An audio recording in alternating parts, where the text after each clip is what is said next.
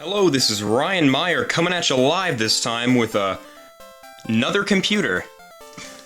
I got a request from someone on YouTube saying do another tech video, so here you go. Here's a Dell Inspiron 5160. This was my dad's computer at one time, but given he remodeled his entire office and got some new computers for his entire office, he gave me this one, along with all of his other stuff, so I could take them apart and play with them and make something maybe that could actually work.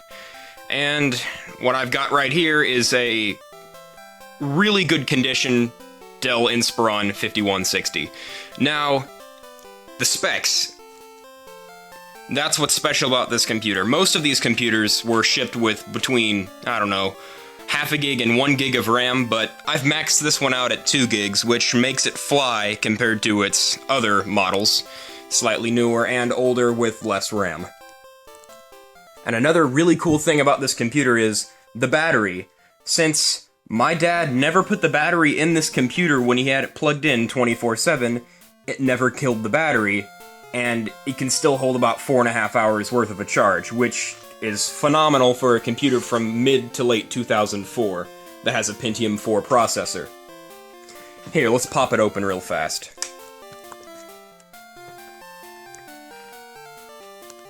And there it comes up. Now just give me a second, I'm gonna type in my password. Okay, now we're on.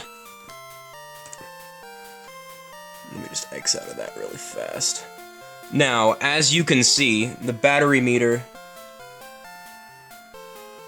right here, I have it set to max battery, but it might reduce my performance slightly. Hey, but this thing still flies. Now, another cool feature, rather than the Compaq Armada M700, is this computer has Service Pack 3 rather than 2, so it can get Google Chrome and Skype and other things that are really interesting. So let me just show you these specs once again, just to prove that I'm not lying and trying to hurt anyone's feelings. 2 gigs of RAM, 2.8 gigahertz Pentium 4 processor, Windows Service Pack 3, version 2002 Professional. And those are the system specifications. And it has a 40 gig hard drive, or 37.2, but average 40.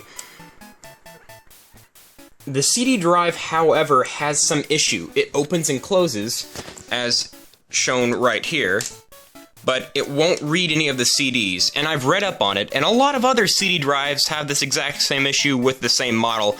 I think it has to do with the driver being deleted with an update, and I might be able to fix that, because I'm thinking of upgrading this thing to Windows 7 Premium. It might work without any lag, but I'm still thinking about it. Now that we've given it a minute to set, right here you can say it's 98% battery right now, and here, give me a second. About 3 hours and 47 minutes. That's pretty fantastic. Now it works about 2 if you're running like the internet, but if you're idling, let's say making a text document, working on some paperwork, maybe making a PowerPoint, you can get a good 3 hours out of it without any problem. And let's just see how fast Google Chrome will open. Here's a live example. Okay, I'm gonna open it right now.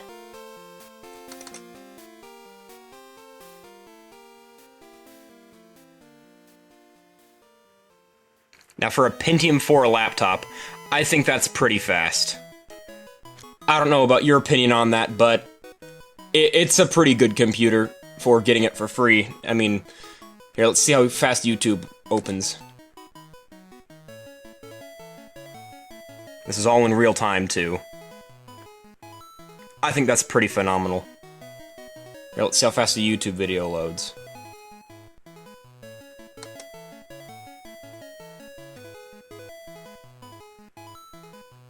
Hello, and welcome to How to Beat Pokemon Yellow in 0 hours and 0 minutes. And this is without lag, too. Super fast loading time. I just believe that that's phenomenal. None of those weird errors like with loading. I don't have to download the video to play it. I can actually play it on the go. Not to mention, it has a bigger hard drive, so I can put everything that I really need at the time on it. Let's see how fast it can load an emulator. Let's say I want to load, I don't know, Pokemon Crystal. It's the first one right here. I don't know if you can see it, but yeah, right there. Okay. Now, my A and S buttons, S is A and A is B, confusing, but yeah. So, I'm just gonna skip through this.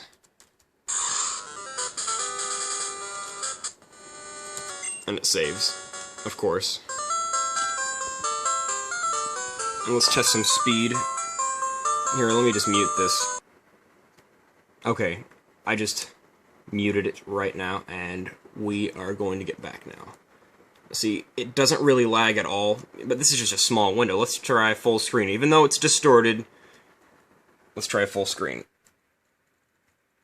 Still, no lag. I just think that is still phenomenal. Okay. The keyboard on this is one of the greatest experiences I've ever had with a keyboard. It feels very tactile.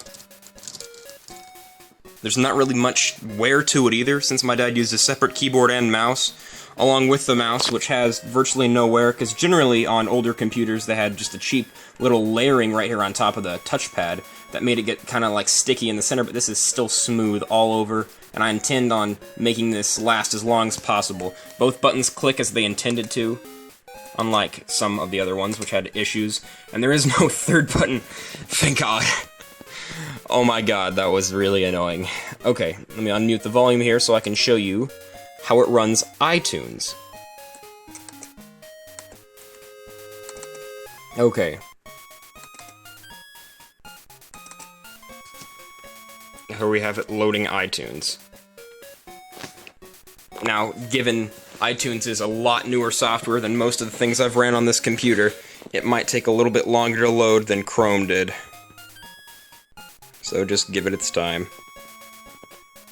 Okay, here we go. It took about a minute to load. That's not too bad. But, oh, iTunes, okay. Sorry about that. When I launched the application, it also launched my Apple software update application, which made me want to update iTunes, so I'll be back in just a second. Okay, everything's open and up to date now. Sorry about that. It didn't seem as long to you as me, but I had to wait about 15 minutes for that to update. Okay, so here we go. Now let's try to play something. I need to get rid of that YouTube crap. Okay, so let's try to play this.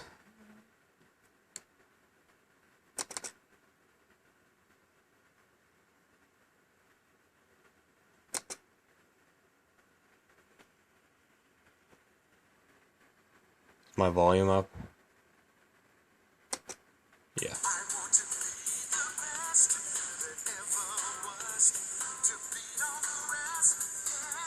Okay, so it does work, and here, let's just try a quick sound test.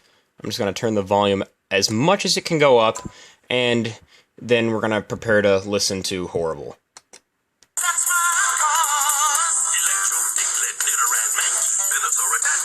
So that it can get pretty loud is all I'm saying. Oh my gosh, this is a music device for, like, if you really want to show audio to somebody record with video. Like, YouTube works great on this thing. I mean, I could watch YouTube all day on this. I mean, I can watch them up to 480 without any lag or anything. Even 720 sometimes if it's a short enough video.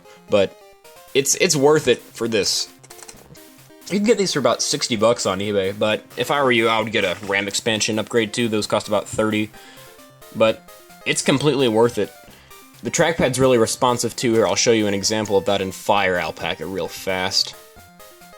Probably haven't opened it. It's probably gonna, yeah, it's gonna ask me to update, but I'm just gonna deny that. So I'm just gonna hit Control N.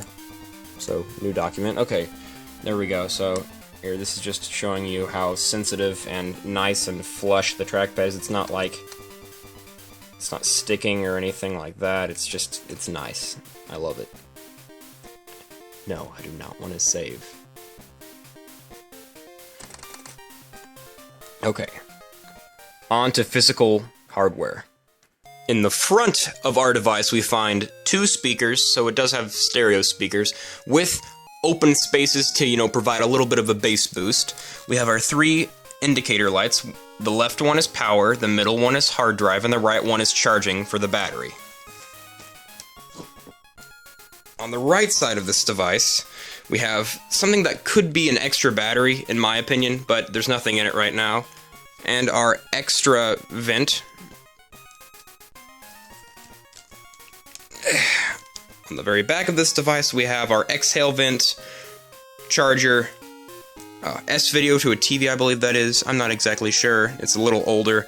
We have our fax and modem, and we have 2 USBs. That's all that's included. Regular VGA. You have your 1394 Firewire and your Ethernet. On this side, you have your PCI bus port and your hard drive, which is within that. Has this little clicking mechanism right here that allows you to pop it out like that. You have your headphones on the left and mic on the right, and your DVD read-write and CD player. On the back, this goes to the RAM, this releases the battery. This right here is the, the wireless card, which I have this instead of the wireless card because mine doesn't work for some reason. Probably another software issue, and then you have your inhale fan and my security key, which I'm not letting anyone see. Okay.